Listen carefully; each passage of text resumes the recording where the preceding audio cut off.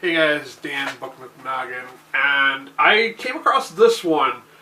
I thought this to be kind of interesting, so I was like, hey, let's check this one out. This is One World Under Doom, and I had assumed that this had come out in 2025, but I guess it was originally printed in single issues back in 2024, and this collects single issues number 1 through 9.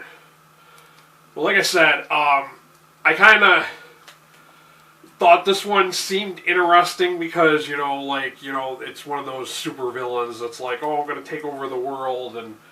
But, one of the thing, this book made me think about something, and it was like, well, if you had one world, why is it such a scary and considered to be a bad guy thing to want to unify the world?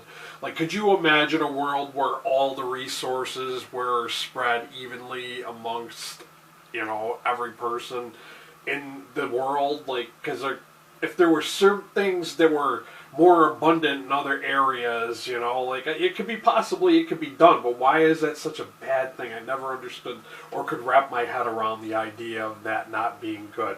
But aside from that, there was like one point where I was like, this kind of like, I don't know, like they forgot about things. There's like loose ends, like Doom like heals the Thing and he makes him human again, but later on, he's the Thing again. I'm confused. They didn't explain, like, was it temporary? But they never said why, like, what happened. Unless there's, like, tie-in issues. That part of the story did not make sense for me.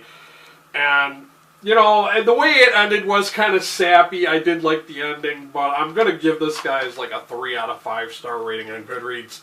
I thought it was okay. It is interesting.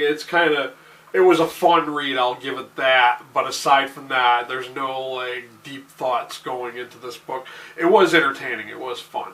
Of course, as always, I will have a link to Amazon down below if you want to check this out for yourselves. I'm also going to have the link to my coffee if you want to buy me a coffee or two. But until next time, guys, later.